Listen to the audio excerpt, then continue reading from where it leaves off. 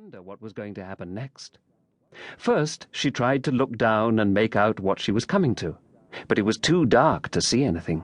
Then she looked at the sides of the well and noticed that they were filled with cupboards and bookshelves.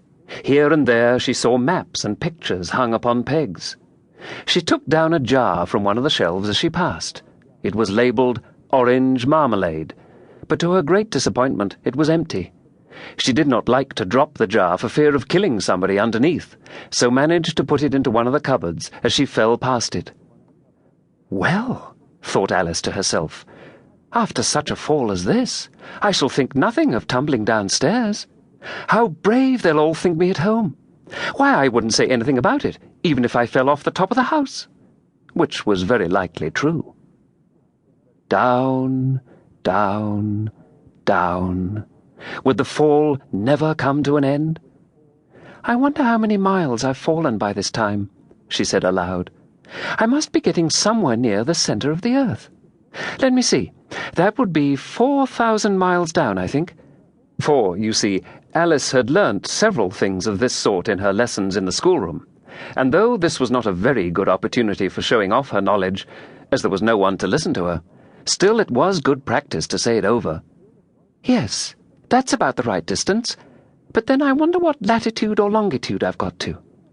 Alice had not the slightest idea what latitude was, or longitude either, but she thought they were nice, grand words to say. Presently she began again. "I wonder if I shall fall right through the earth. How funny it'll seem to come out among the people that walk with their heads downwards. The antipathies, I think." She was rather glad there was no one listening this time, as it didn't sound at all the right word. "But I shall have to ask them what the name of the country is, you know. Please, ma'am, is this New Zealand or Australia?" And she tried to curtsy as she spoke. Fancy curtsying as you're falling through the air. Do you think you could manage it? And what an ignorant little girl she'll think me for asking. No, it'll never do to ask. Perhaps I shall see it written up somewhere. Down, down, down. There was nothing else to do, so Alice soon began talking again. "Dinah'll miss me very much tonight, I should think." Dinah was the cat. "I hope they'll remember her saucer of milk at tea-time. Dinah, my dear, I wish you were down here with me. There are no mice in the air, I'm afraid, but you might catch a bat, and that's very like a mouse, you know. But do cats eat bats, I wonder?" And here Alice began to get rather sleepy, and went on saying to herself in a dreamy sort of way, "Do cats eat bats? Do cats eat bats?" And sometimes, "Do bats eat cats?" For you see, as she couldn't answer either question, it didn't much matter which way she put it. She felt that she was dozing off, and had just begun to dream that she was walking hand in hand with Dinah, and was saying to her very earnestly, "Now, Dinah, tell me the truth. Did you ever eat a bat?"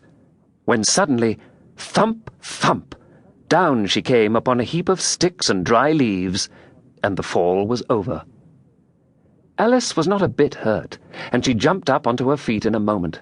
She looked up, but it was all dark overhead. Before her was another long passage, and the White Rabbit was still in sight, hurrying down it. There was not a moment to be lost. Away went Alice like the wind, and was just in time to hear it say as it turned a corner, "Oh, my ears and whiskers, how late it's getting!" She was close behind it when she turned the corner, but the rabbit was no longer to be seen.